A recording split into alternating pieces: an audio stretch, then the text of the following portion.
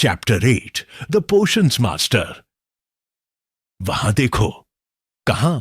लंबे लाल बालों वाले लड़के के बगल में, जिसने चश्मा पहना है।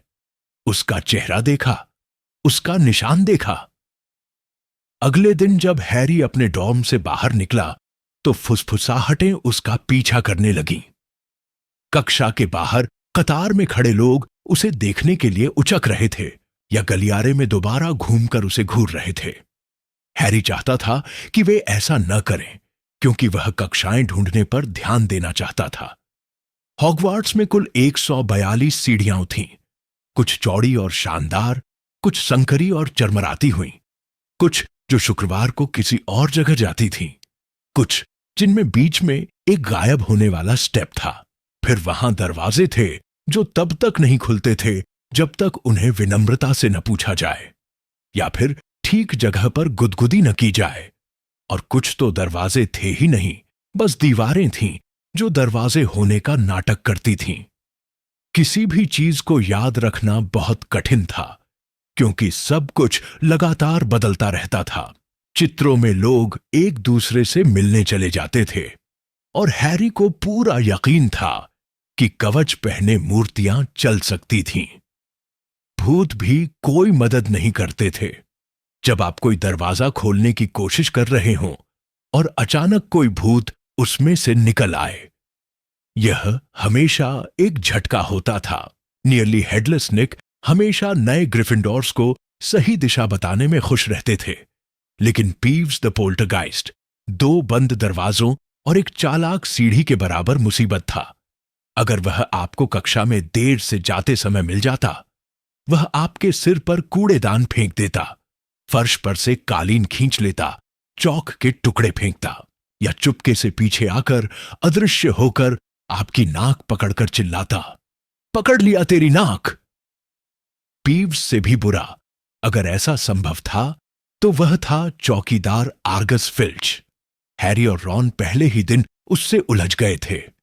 फिल्च ने उन्हें उस दरवाजे को जबरदस्ती खोलने की कोशिश करते हुए पकड़ लिया, जो दुर्भाग्य से तीसरी मंजिल के निषिद्ध गलियारे का प्रवेश द्वार निकला। वह नहीं मान रहा था कि वे रास्ता भटक गए थे। उसे पूरा विश्वास था कि वे जानबूझकर उसमें घुसने की कोशिश कर रहे थे और उन्हें काल कोठरी में बंद करने की धमकी दे रहा था। जब प्रोफेसर क्विरल वहां से गुजरते हुए आ गए और उन्हें बचा लिया। फिल्च की एक बिल्ली थी जिसका नाम मिसेस नॉरिस था।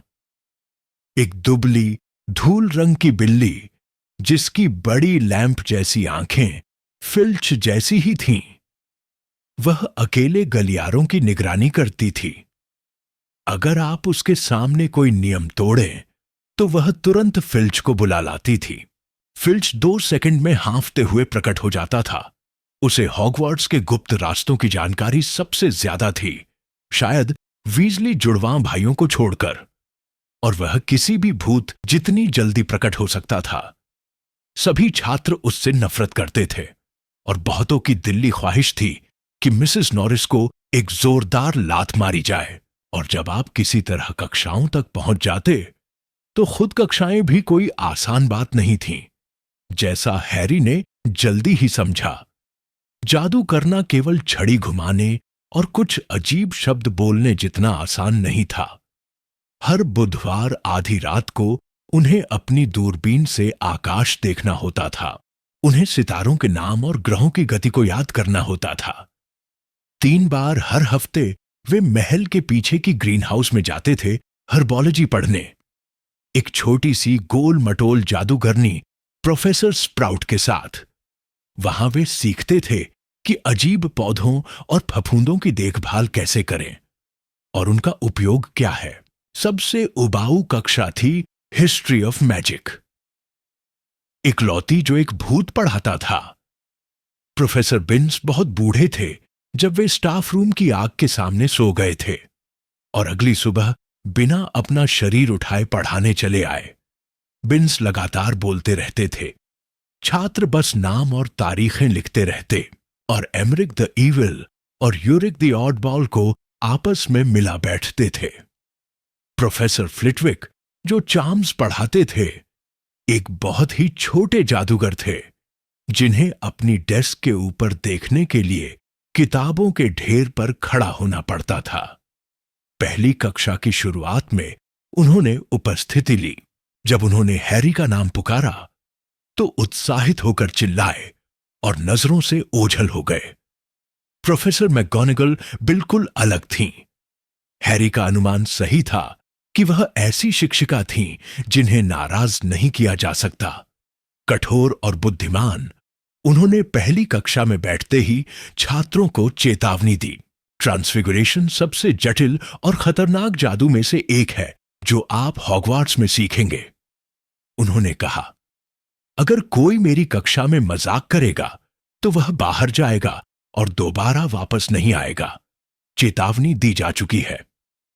फिर उन्होंने अपनी मेज को एक सुअर में बदला और फिर वापस मेज बना दिया। सभी बहुत प्रभावित हुए और जल्द ही शुरू करने को उत्साहित थे, लेकिन जल्द ही उन्हें एहसास हुआ कि वे बहुत लंबे समय तक फर्नीचर को जानवरों में नहीं बदल पाएंगे। बहुत सारे नोट्स लेने के बाद हर छात्र को एक माचिस की तीली दी गई और उसे सुई में बदलने का अभ्यास शुरू हुआ। कक्षा के अंत तक केवल हरमायनी ग्रेंजर की तीली में थोड़ा बदलाव आया था। प्रोफेसर मैगोनागल ने दिखाया कि उसकी तीली चांदी जैसी चमकने लगी थी और नुकीली हो गई थी, और हरमायनी को एक दुर्लभ मुस्कान दी। जिस कक्षा का सभी को बेसब्री से इंतजार था वह थी defence against the dark arts. लेकिन क्विरल की कक्षा एक मजाक से कम नहीं थी। उनकी कक्षा में लहसुन की तीव्र गंध थी, जिसके बारे में सभी का कहना था कि वह एक वैम्पायर को दूर रखने के लिए था, जिससे वह रोमेनिया में मिले थे और जो कभी भी वापस आ सकता था। उनकी पगड़ी, उन्होंने बताया, उन्हें एक अफ्रीकी राजकुमार ने एक झोंबी से छुटकारा दिलाने के बदले में दी थी। लेकिन छात्रों को यह कहानी सच्ची नहीं लगी। जब शीमस फिनिगन ने उत्सुकता से पूछा कि उन्होंने उस झोंबी से कैसे लड़ा, क्विरल शर्म से गुलाबी हो गए और मौसम की बातें करने लगे। दूसरे, उन्होंने नोट किया कि पगड़ी से अजीब सी गंध आती थी और वीजली जुड़वां दावा करते थे कि वह लहसुन से भरी हुई है। हैरी को यह जानकर काफी राहत मिली कि वह बाकी छात्रों से बहुत पीछे नहीं था।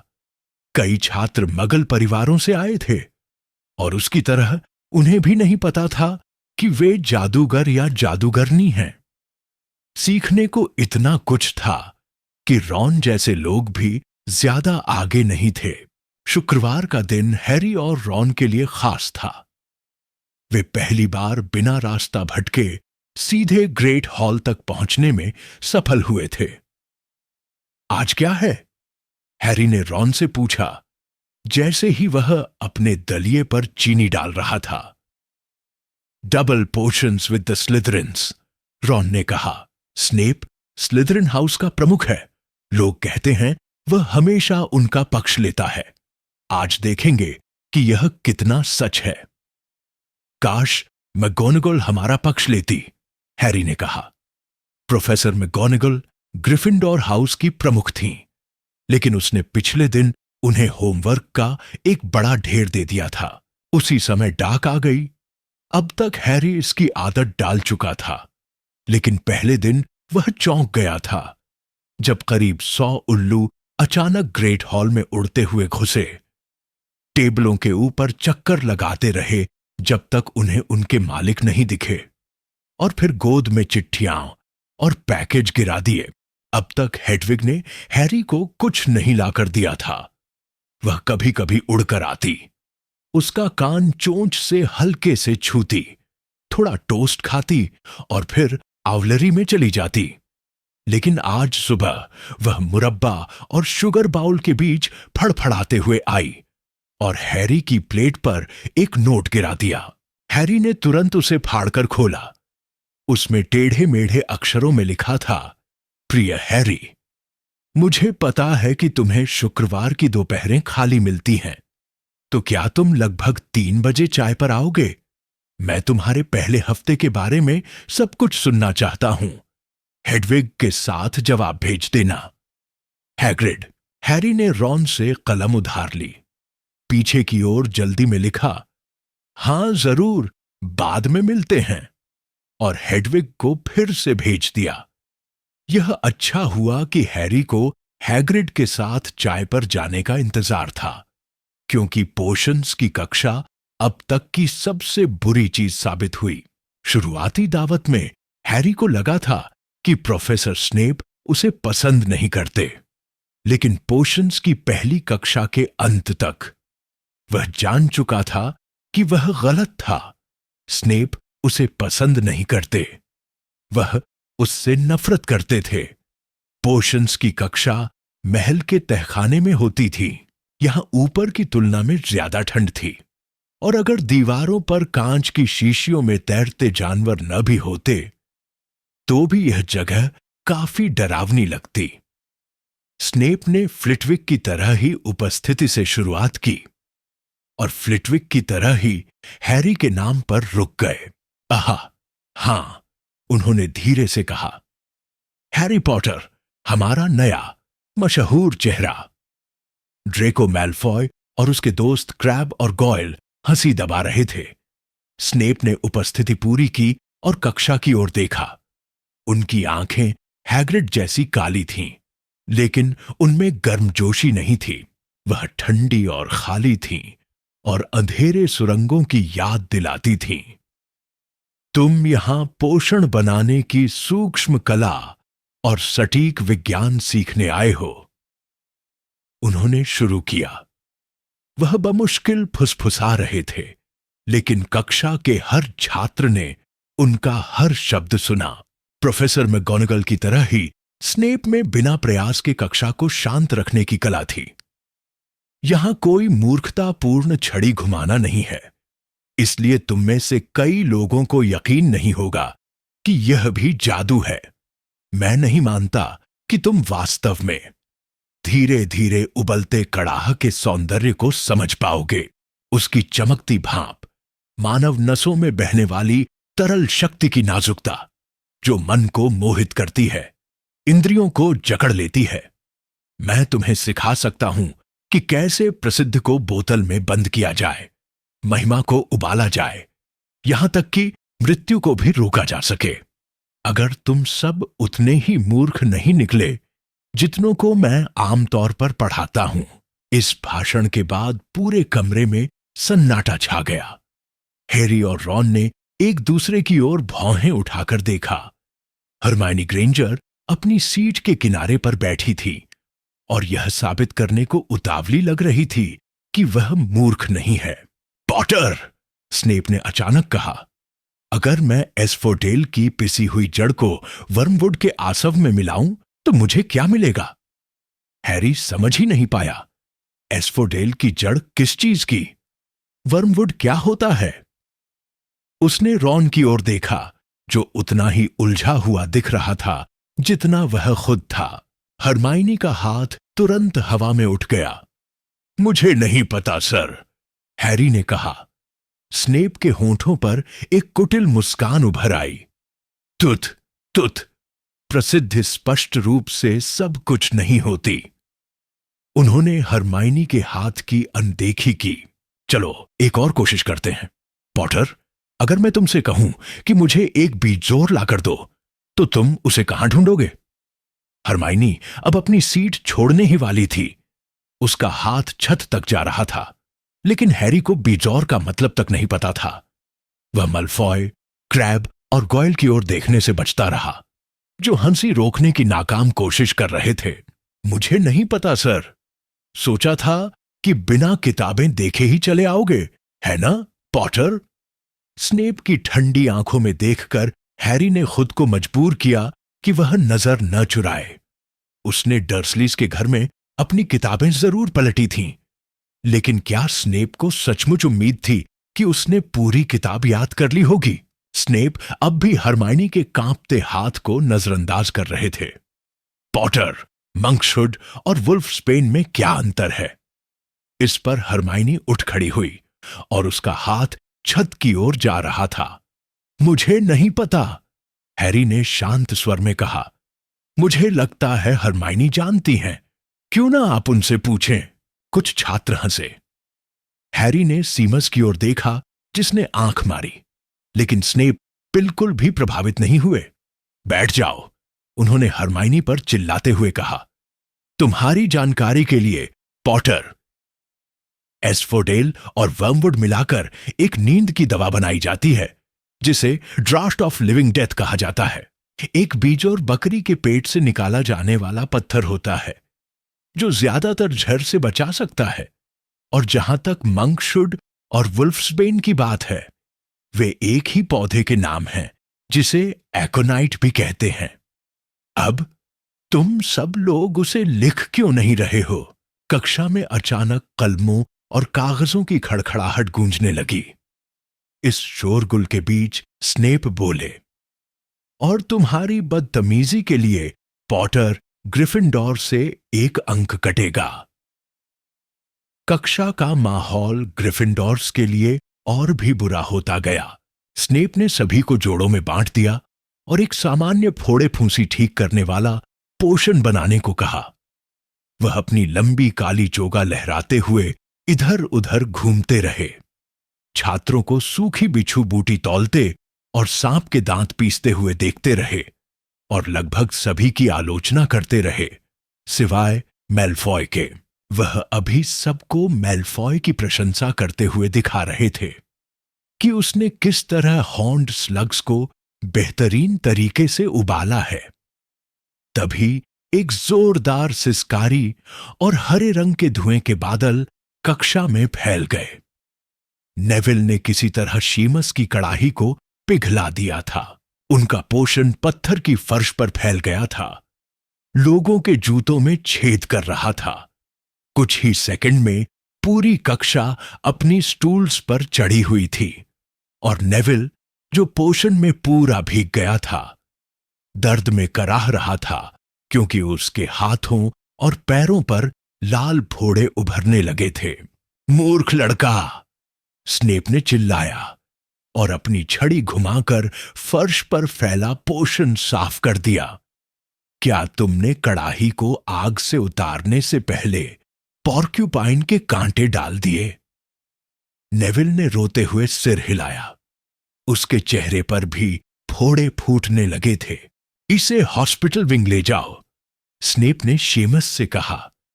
फिर वह हैरी और रॉन की ओर मुड़े, जो नेविल के बगल में काम कर रहे थे। तुम, पॉटर, तुमने उसे रोका क्यों नहीं? सोचा था वह गलती करेगा तो तुम अच्छे दिखोगे।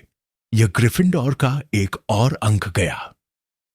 यह इतनी नाइंसाफी थी कि हैरी ने विरोध करने के लिए मुंह खोला, लेकिन रॉन ने उसे कड़ाही के पीछे से पैर मारा। रहने दे, वह बुदबुदाया। मैंने सुना है कि स्नेप बहुत घटिया हो सकता है। 1 घंटे बाद, जब वे तहखाने से बाहर निकलते हुए सीढ़ियां चढ़ रहे थे, हैरी के दिमाग में विचारों की भीड़ थी और उसका मन भारी हो गया था। पहले ही हफ्ते में उसने ग्रिफिंडोर के 2 अंक गंवा दिए थे। आखिर स्नेप उससे इतनी नफरत क्यों करता था? हिम्मत रख, रॉन ने कहा। स्नेप हमेशा फ्रेड और जॉर्ज से अंक काटता रहता है। क्या मैं तुम्हारे साथ हैग्रिड से मिलने चल सकता हूं? 3:30 बजे वे महल से बाहर निकले और मैदान पार करते हुए हैग्रिड के घर की ओर बढ़े। हैग्रिड का घर निषिद्ध जंगल के किनारे एक लकड़ी का झोपड़ा था। दरवाजे के बाहर एक क्रॉसबो और गैलोशेस की जोड़ी रखी थी। जब हैरी ने दरवाजा खटखटाया, अंदर से जोरदार खरोंचने और भौंकने की आवाजें आने लगीं। फिर हैग्रिड की भारी आवाज आई, पीछे हट, फैंग, पीछे हट। दरवाजे की दरार से हैग्रिड का बड़ा, बालों से भरा चेहरा झांका। 1 मिनट रुको, उन्होंने कहा। पीछे हट, फैंग। उन्होंने दरवाजा खोला और उन्हें अंदर आने दिया। फैंग के कॉलर को पकड़ते हुए एक विशालकाय काले रंग का शिकारी कुत्ता। अंदर केवल एक ही कमरा था। छत से हैम और तीतर लटके हुए थे। आग पर एक तांबे की केतली उबल रही थी। और कोने में एक विशाल बिस्तर था जिस पर रंग बिरंगा रजाई ओढ़ा हुआ था। आराम से बैठो, हैग्रिड ने कहा और फैंग को छोड़ दिया, जो सीधे रॉन की ओर कूदा और उसके कान चाटने लगा। हैग्रिड की तरह फैंग भी देखने में जितना डरावना था उतना नहीं था। ये रॉन है, हैरी ने हैग्रिड को बताया, जो उबलते पानी को बड़ी चाय की केतली में उड़ेल रहा था और एक थाली में रॉक केक्स रख रहा था। एक और वीजली है ना? हैग्रिड ने रॉन के झाइयों की ओर देखते हुए कहा। मैंने तो अपनी आधी जिंदगी तुम्हारे जुड़वां भाइयों को जंगल से दूर भगाने में गुजारी है। रॉक केक्स कुछ ऐसी शक्ल में थे कि देखने से ही जबड़े दुखने लगे और उन पर पड़े किशमिश इतनी सख्त थीं कि दांत टूटने का डर था। लेकिन हैरी और रॉन ने उन्हें मजे से खाने का नाटक किया। उन्होंने हैग्रिड को अपने पहले हफ्ते की कक्षाओं के बारे में बताया। फैंग ने अपना सिर हैरी की गोद में रख दिया और उसके चोगे पर लार टपकाने लगा। हैरी और रॉन बहुत खुश हुए जब उन्होंने सुना कि हैग्रिड ने फिल्च को वो बूढ़ा निकम्मा कहा। और जहां तक मिसेस नॉरिस का सवाल है, हैग्रिड ने कहा, कभी मौका मिला तो मैं उसका फैंग से परिचय जरूर करवाना चाहूंगा। हर बार जब मैं स्कूल जाता हूं वो मेरे पीछे पीछे घूमती रहती है। छुटकारा ही नहीं मिलता, फिल्च ही उसे मेरे पीछे लगाता है। हैरी ने स्नेप की कक्षा के बारे में हैग्रिड को बताया। हैग्रिड रॉन की तरह बोला कि हैरी को चिंता करने की कोई जरूरत नहीं है। स्नेप शायद ही किसी छात्र को पसंद करता है, लेकिन वो तो मुझसे नफरत करता है, हैरी ने कहा। बकवास, हैग्रिड बोला। क्यों करेगा ऐसा? फिर भी हैरी को लगा कि जब हैग्रिड यह कह रहा था तो उसने उसकी आंखों में नहीं देखा। तुम्हारा भाई चार्ली कैसा है? हैग्रिड ने रॉन से पूछा। मुझे वह बहुत पसंद था, जानवरों से बहुत अच्छा व्यवहार करता था। हैरी को लगा कि हैग्रिड ने जानबूझकर विषय बदल दिया है। जब रॉन ने हैग्रिड को चार्ली के ड्रैगन से जुड्डे काम के बारे में बताया, तब हैरी की नजर टेबल पर रखे एक कागज पर पड़ी, जो चाय के ढक्कन के नीचे दबा हुआ था। वह डेली प्रॉफिट की एक कतरन थी। ग्रिंगॉट्स ब्रेक इन लेटेस्ट। जांच अब भी जारी है उस चोरी की जो 31 जुलाई को ग्रिंगॉट्स में हुई, जिसे अज्ञात काले जादूगरों का काम माना जा रहा है। ग्रिंगॉट्स के गॉब्लिन्स ने आज जोर देकर कहा कि कुछ भी चुराया नहीं गया। जिस तिजोरी में सेंध लगाई गई थी वह उसी दिन पहले ही खाली कर दी गई थी। लेकिन हम ये नहीं बताएंगे कि उसमें क्या था, तो जो समझदारी है वही करो और अपनी नाक इसमें मत घुसाओ। ग्रिंगॉट्स के एक प्रवक्ता ने कहा। हैरी को याद आया कि रॉन ने ट्रेन में बताया था कि किसी ने ग्रिंगॉट्स में चोरी करने की कोशिश की थी, लेकिन उसने तारीख का जिक्र नहीं किया था। हैग्रिड, हैरी ने कहा, ग्रिंगॉट्स में सेंध मेरे जन्मदिन पर हुई थी। हो सकता है हम वहीं थे जब यह सब हो रहा था। इस बार कोई शक नहीं था। हैग्रिड ने हैरी की आंखों में बिल्कुल नहीं देखा। उसने बस गड़गड़ाते हुए एक और रॉक केक उसकी ओर बढ़ा दिया। हैरी ने खबर को फिर से पढ़ा। वह तिजोरी जिसमें चोरी की कोशिश हुई थी उसी दिन पहले ही खाली कर दी गई थी। हैग्रिड ने वॉल्ट नंबर 703 खाली किया था। अगर उसे खाली करना कहा जाए, एक गंदा सा छोटा पैकेट निकाला था। क्या वही चीज थी जिसे चोर ढूंढ रहे थे? जब हैरी और रॉन रात के खाने के लिए महल की ओर लौट रहे थे, उनकी जेबें वे रॉक केक्स से भरी हुई थीं, जिन्हें वह शिष्टाचारवश मना नहीं कर सके। हैरी को लगा कि आज की चाय ने अब तक की सभी कक्षाओं से ज्यादा सोचने को दिया। क्या हैग्रिड ने वह पैकेट ठीक समय पर निकाल लिया था? अब वह कहां है? और क्या हैग्रिड को स्नेप के बारे में कुछ ऐसा पता था जो वह हैरी को नहीं बताना चाहता। गहरे जादू, ठंडी निगाहें और ऐसे सवाल जिन्हें हैरी पूछने से भी डरता है। आखिर उस तिजोरी में था क्या, और स्नेप की नफरत इतनी निजी क्यों लगती है? यहां खत्म होता है अध्याय 8, Harry Potter and the philosopher's stone से, जिसे लिखा है J.K. रोलिंग ने। हम तो बस आपके लिए इस जादुई कहानी को जिंदा कर रहे हैं। बियॉन्ड द होराइजन स्टोरीज को यूट्यूब, इंस्टाग्राम और टिकटॉक पर फॉलो करें। पूरी जादुई यात्रा का हिस्सा बने।